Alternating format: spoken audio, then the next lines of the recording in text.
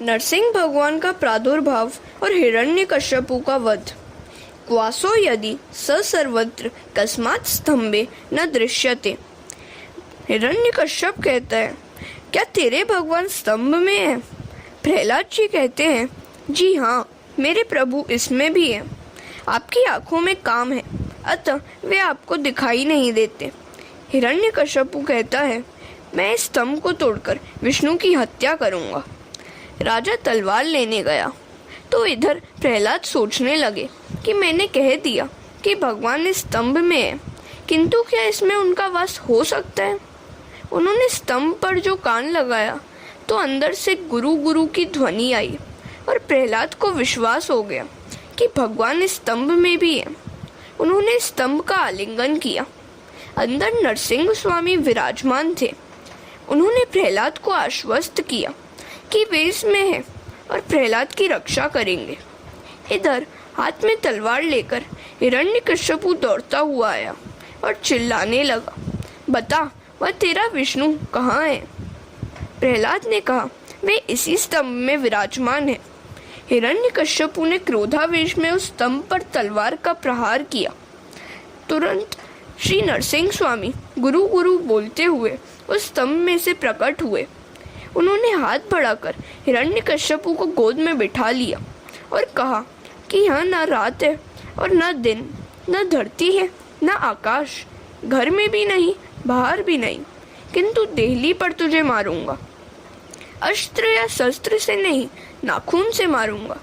और भगवान ने उस असुर को नाखून से चीर कर मार डाला। नरसिंह भगवान की जय।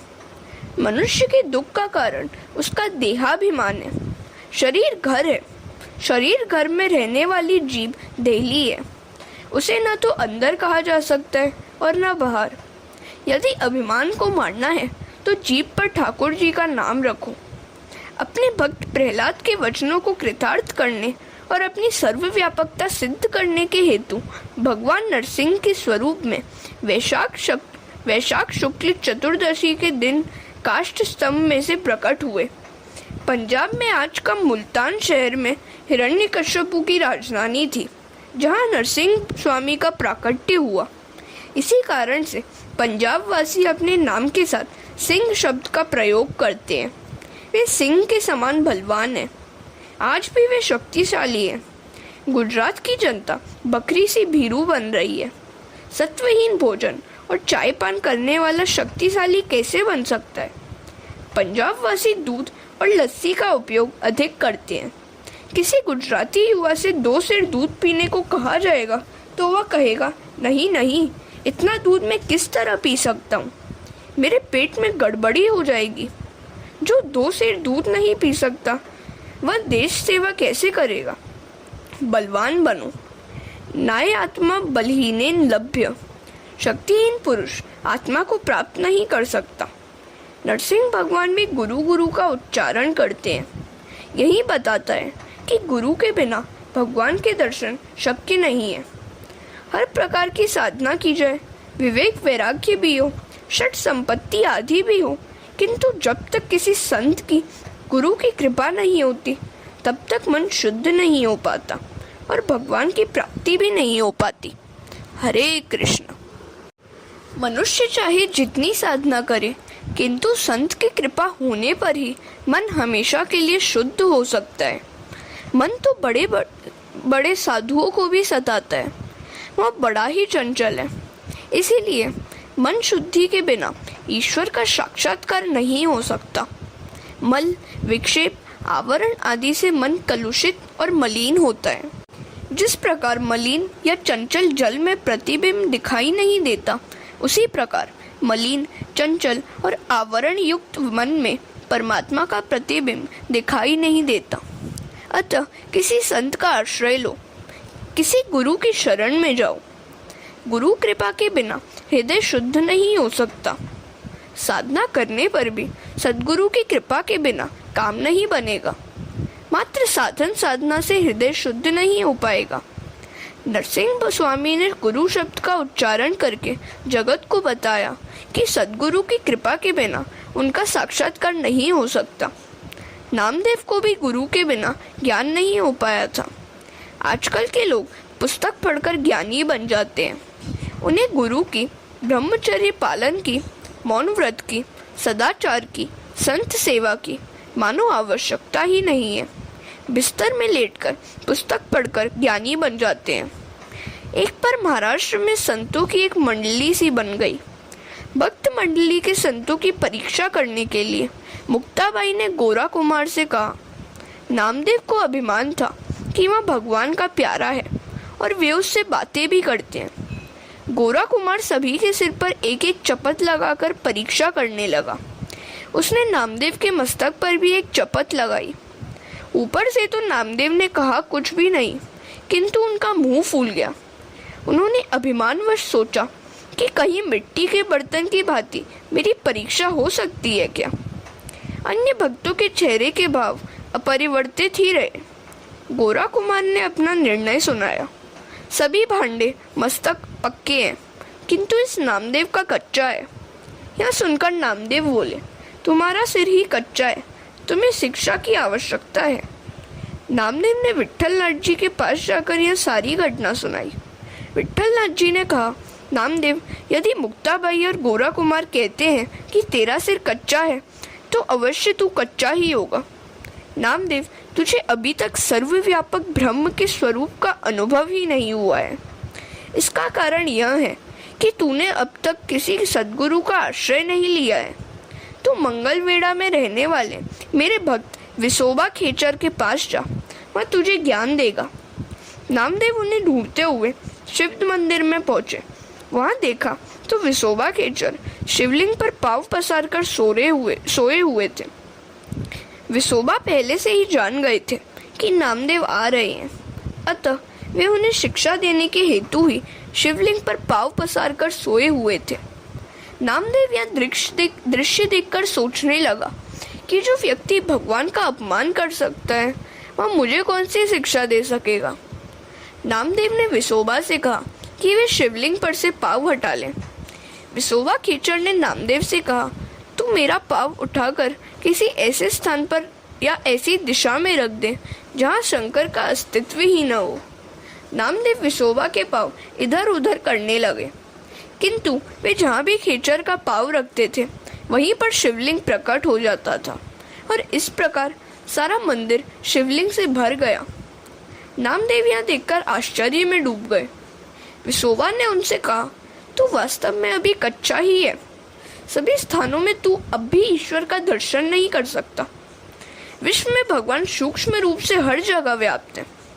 तू सभी जड़ चेतन में ईश्वर को निहार। इस प्रकार जब भक्ति और ज्ञान का साथ मिल गया तो नामदेव सभी में और हर जगह ईश्वर का दर्शन करने लगे। ज्ञान प्राप्त करने के बाद नामदेव वापस लौटे। वापस लौटते हुए रास्ते में किसी वृक्ष के नीचे बैठकर वे कहीं भोजन की तैयारी कर रहे थे कि एक कुत्ता रोटी चुराकर भागा।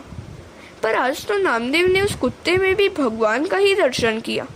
रोटी सूखी थी, अतः वे घी लाकर उस कुत्ते के पीछे यह चिल्लाते हुए भागे, रुक जा, रोटी तो सूखी है, मैं तुझे उस पर घी लगा कर दूं। यदि गुरु ही सांसारिक बंधनों में और विषयों में फंसा हुआ हो तो निश्चय जानो कि वे तुम्हें भी सांसारिक बंधनों से मुक्त नहीं करा पाएंगे। यदि हम यह मानने लगे कि ईश्वर सर्वत्र व्यापी है तो पाप करने के लिए कोई स्थान ही नहीं मिलेगा। ईश्वर की सर्वव्यापकता का अनुभव हो जाने पर पाप करने के लिए न तो कोई स्थान मिलेगा और न कोई समय। हरे कृष्णा। हिरण्यकश्यपु का संहार तो हो गया, किंतु नरसिंह स्वामी का क्रोध अभी तक कायम ही था। उनका क्रोधित स्वरूप देखकर तीनों लोग भयभीत हो गए। किसी में भी यह साहस नहीं था कि वह उनके पास जा सके। ब्रह्मा जी ने भी उन्हें शांत होने के लिए प्रार्थना की, किंतु वे सुने तब न। आखिर ब्रह्मा ने लक्ष्मी जी से कहा, माता जी आप ही इन्हें शांत कीजिए। देवों ने भी उनसे प्रार्थना की। लक्ष्मी जी ने सोचा कि वे मेरे स्वामी हैं, अतः यदि मैं उनके पास जाऊंगी तो वे शांत हो जाएंगे। मन में ऐसा अभिमान लेकर वे उनके पास पहुंची। पर भगवान तो नम्र व्यक्ति की ही बात सुनते हैं, अभिमानी की नहीं। आज उन्होंने लक्ष्मी जी को भी पहचानने से इनकार कर दिया। अब भगवान ब्रह्मा ने प्रहलाद से ही कहा, बेटे तेरे पिता पर ये क्रोधित हुए हैं, अतः तू ही उन्हें मना ले।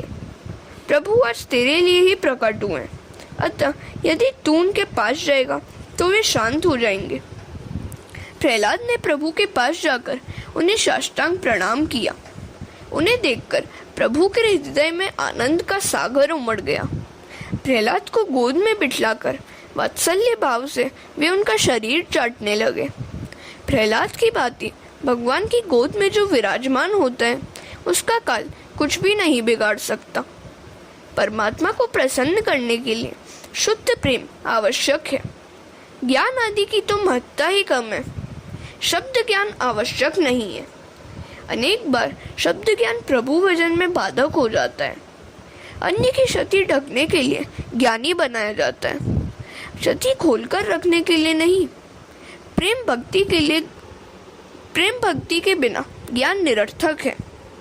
हिरण्यकश्यपु जैसों के लिए भगवान भयंकर और क्रूर है, किंतु प्रहलाद जैसों के लिए तो वे कमल के समान कोमल हैं। विष्णु सहस्त्र नाम में भी भगवान को भयरूप और भयकारक के साथ साथ भय विनाशी भी बताया गया है। भगवान दुष्टों के लिए भयरूप और भयकारक है, जबकि भक्तों के लिए ये भय का हरण करने वाले हैं। नरसिंह स्वामी ने प्रहलाद से कहा, तेरे पिता ने तुझे बहुत सताया, मुझे प्रकट होने में जो विलंब लगा उसके लिए क्षमा मांगता हूँ। प्रहलाद की भक्ति की दिव्यता तो देखिए कि आज भगवान भी उनसे क्षमा प्रार्थना कर रहे हैं। जिस प्रकार गौमाता अपने बछड़े को चाटती है, उसी प्रकार नरसिंह स्वामी प्रहलाद को चाटने लगे और धीरे धीरे उनका क्रोध कम होने लगा। प्रहलाद सत्व गुण है, हिरण्यकश्यपु तमोगुण है। सत्व गुण और तमोगुण का यहाँ युद्ध है। इसमें भगवान प्रहलाद का सत्व गुण का पक्ष लेते हैं। शुद्ध सत्व गुण के आगे तमोगुण का नाश अवश्य ही होता है। प्रहलाद जी के वचन की सार्थकता और अपनी सर्वव्यापकता की सिद्धि के हेतु नरसिंह स्वामी स्तंभ में से प्रकट हुए थे। सभी जानते हैं कि ईश्वर सर्वव्यापक है, किंतु इस बात का अनुभव बहुत कम व्यक्तियों को ही होता है। यदि ईश्वर की सर्वव्यापकता का अनुभव सभी करें तो घर ही वैकुंठ बन जाए, घर में कोई झगड़ा ही न होने पाए, उस घर से पाप का नाम ही मिट जाए। सर्वव्यापक का अर्थ है सभी में बसे हुए, सभी में समाये हुए। दूध में माखन दिखता नहीं है, फिर भी उसके अणु परमाणु में वह समाया हुआ है। इसी प्रकार ईश्वर भी जगत के सभी स्थूल सूक्ष्म पदार्थों में बसे हुए हैं, उनका अभाव कहीं भी नहीं है। ईश्वर तो अणु से भी अणु और महान है, उनका कहीं भी अभाव नहीं है, अतः वे सर्वव्यापी हैं। हरे कृष्णा।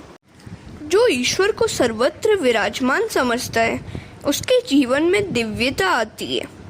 सब में ईश्वर को निहारो।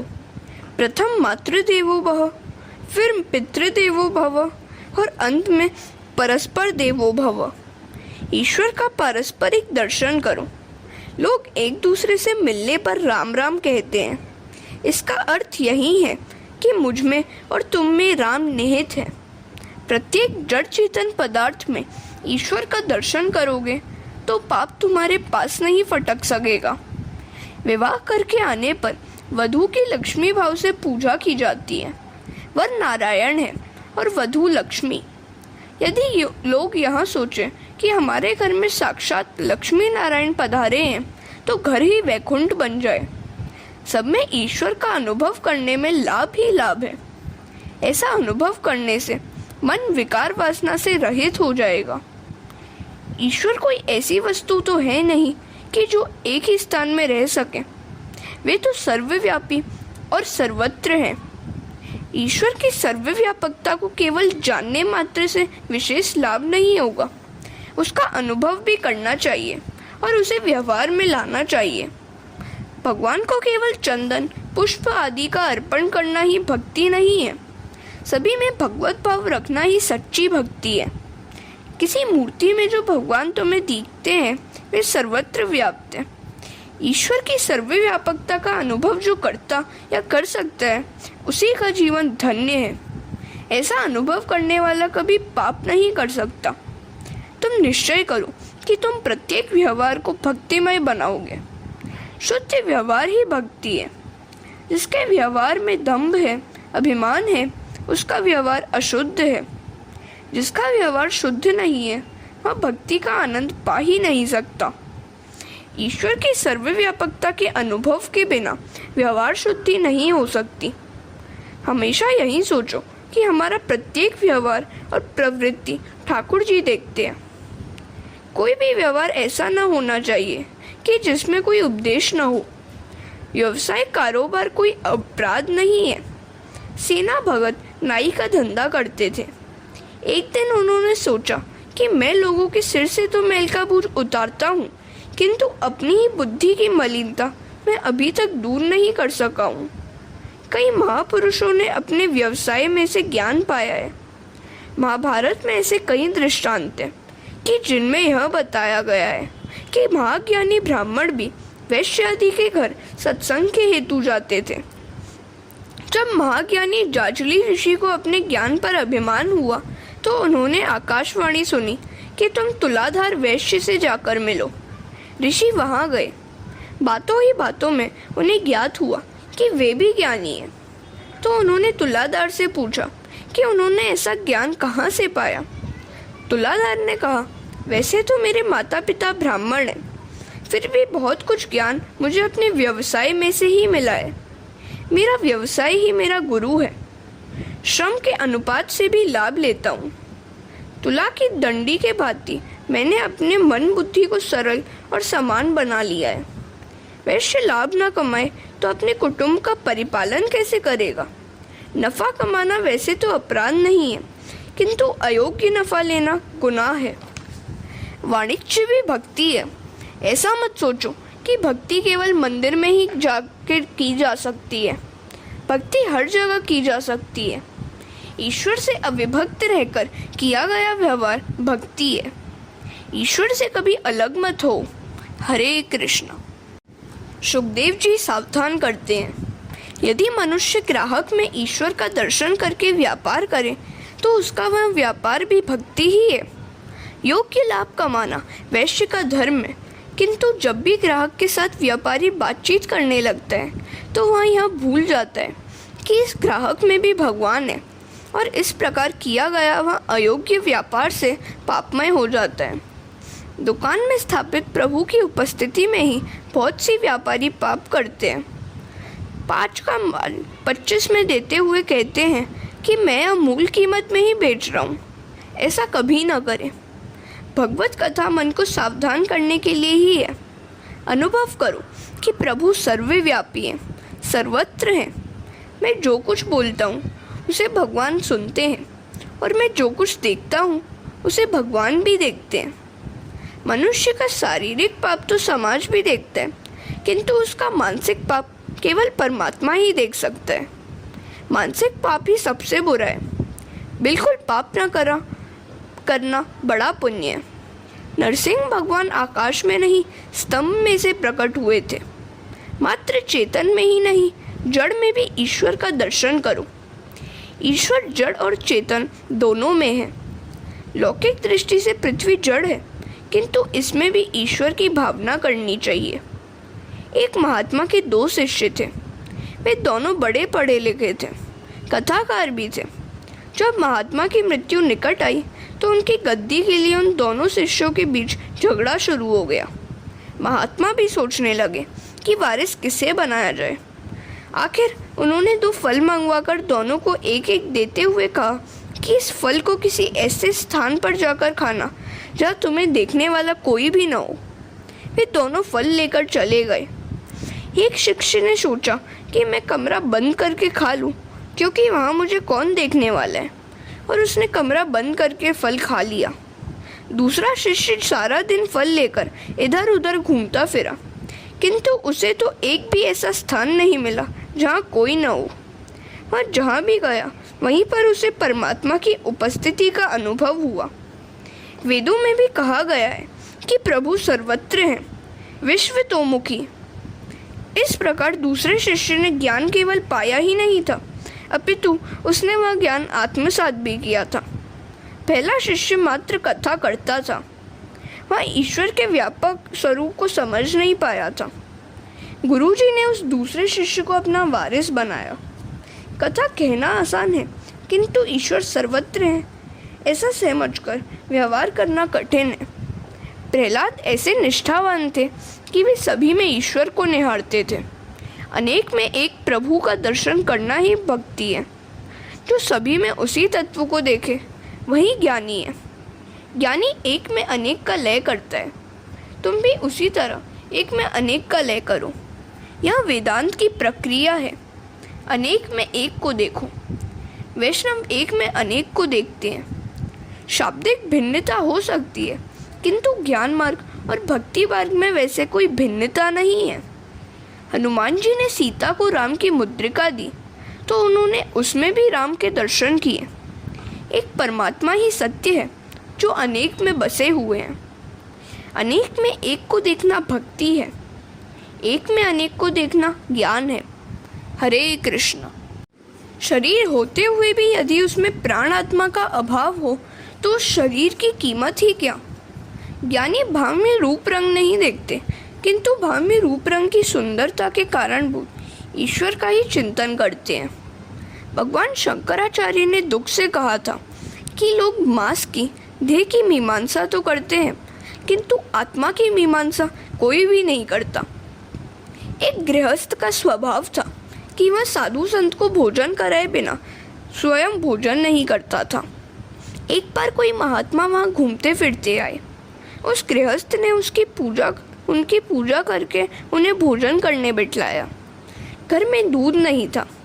उसने नौकर से कहा कि दौड़कर दूध ले आ। नौकर गया, पर तुरंत ही लौटकर उसने सेठ से पूछा, काली गाय का लाऊं या सफ़ेद गाय का। तो उन्होंने उत्तर दिया कि ज़रूरत दूध की है, चाहे गाय जैसी भी हो, पर महात्मा भोजन पूरा करें उससे पहले ही ले आना। नौकर दौड़ा और फिर लौटकर पूछने लगा कि बूढ़ी गाय का लाऊं या जवान गाय का। सेठ क्रोधित होकर मारने दौड़े। महात्मा ने सेठ से क्रोध का कारण पूछा। सेठ ने कहा, इतना मूर्ख है यह नौकर। कई बार उसे दूध लेने भेजा, फिर भी वह नहीं ला सका। महात्मा ने कहा, जो परमात्मा इस सेवक में है वही तुम्हारे शरीर में भी है। हमें शरीर की नहीं, शरीर में बसे हुए परमात्मा की आवश्यकता है। तुम दोनों में एक ही प्रभु का वास है, उसे मत मारो। सभी में एक ही ईश्वर का वास है। प्रत्येक स्त्री पुरुष में, प्रत्येक जड़ चेतन स्थावर जंगम वस्तु में उसी प्रभु का दर्शन करो। जगत में मूर्ख कोई नहीं है, ईश्वर के ही सभी अंश हैं। जो अन्य को मूर्ख मानता है वह स्वयं मूर्ख है। हमारे देश में तो पशु की पूजा की जाती है। भैरवनाथ का वाहन कुत्ता है और शीतला माता का वाहन है गधा। अतः कुत्ता और गधा भी तिरस्कार्य नहीं है। ईश्वर चैतन्य रूप से सभी में है। अतः तुम अनुभव ऐसा करो कि ऐसे स्वभाव वाले की प्रत्येक क्रिया भक्ति और ज्ञानमय होगी। नरसिंह भगवान ने प्रकट होते समय गुरु शब्द का उच्चारण किया था। यह सच है कि ईश्वर सर्वत्र है, किंतु जब तक सद्गुरु की ओर से दिव्य दृष्टि न मिले तब तक ईश्वर के दर्शन नहीं किए जा सकते। जो जितेंद्रिय है वही स्वतंत्र है। स्वातंत्र्य मनुष्य को स्वेच्छाचारी बनाता है। अतः स्वतंत्र और स्वच्छंदी न बनो। बुद्धि का कभी विश्वास मत करो। किसी संत को गुरु बनाकर उसके अधीन रहो। जो तुम्हें पाप करने से रोके, ऐसे किसी संत के अधीन रहो। गुरु करना ही चाहिए, किंतु गुरु बनाने के पूर्व अच्छी तरह से यह सोचना परख लेना चाहिए कि जिस व्यक्ति को तुम गुरु बनाने जा रहे हो वह योग्य और सुपात्र भी है या नहीं। किसी ने कहा है, पानी पीना छान के, गुरु करना जान के।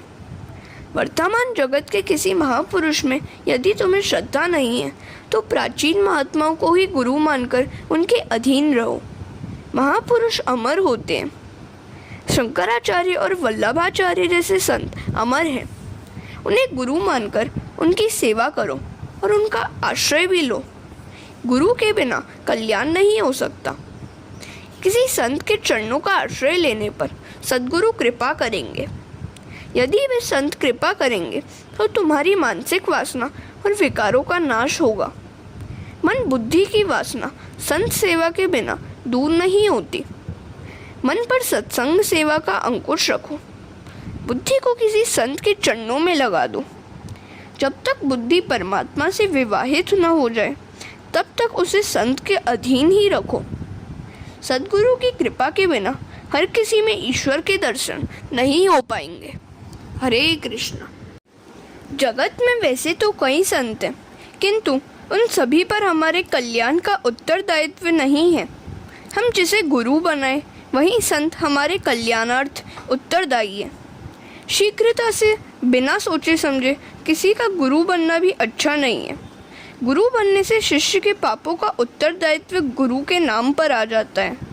शिष्य के पापों का न्याय करने के समय गुरु को भी वहाँ बुलाया जाता है और उनसे पूछा जाता है कि उन्होंने शिष्यों को पाप करने से रोका क्यों नहीं, उसे सन्मार्ग पर क्यों नहीं ले जाया गया।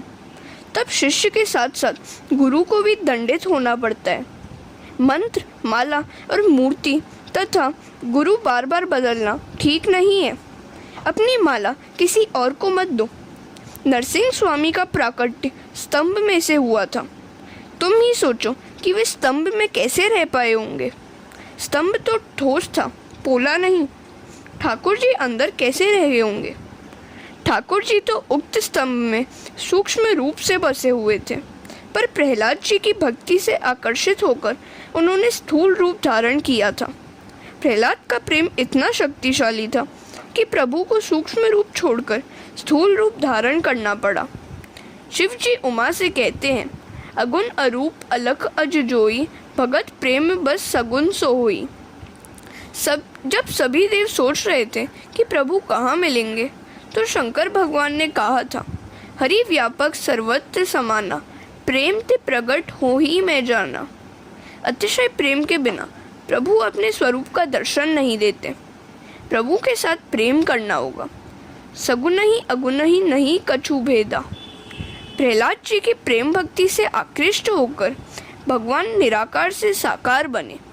बुद्धि जब तक सूक्ष्म नहीं हो पाती उससे ईश्वर का चिंतन नहीं हो सकता। परमात्मा के प्रेम के कारण ही साकार रूप धारण करते हैं। परमात्मा निर्गुण भी है और सगुण भी। निर्गुण और सगुण तत्वतः एक ही है। निर्गुण ही सगुण बनता है। प्रभु स्थूल भी है और सूक्ष्म भी। वे कोमल भी हैं और कठोर भी। वेदांती मानते हैं कि यह सब धर्म माया के कारण आभासित होते हैं। वैष्णवाचार्य मानते हैं कि विरुद्ध धर्माश्रयी परमात्मा है। जो नरसिंह स्वामी हिरण्यकश्यपु के पति कठोर हो गए थे, वे ही प्रहलाद के कारण कोमल हो गए। ज्ञानी पुरुष सभी में भगवत दृष्टि रखते हैं। दृश्य पदार्थ में से दृष्टि को हटाकर दृष्टा में स्थिर करो। दृश्य में से दृष्टि को हटा लो और सर्वद्रष्टा सभी के साक्षी परमात्मा के स्वरूप में दृष्टि स्थिर करो। हरे कृष्ण।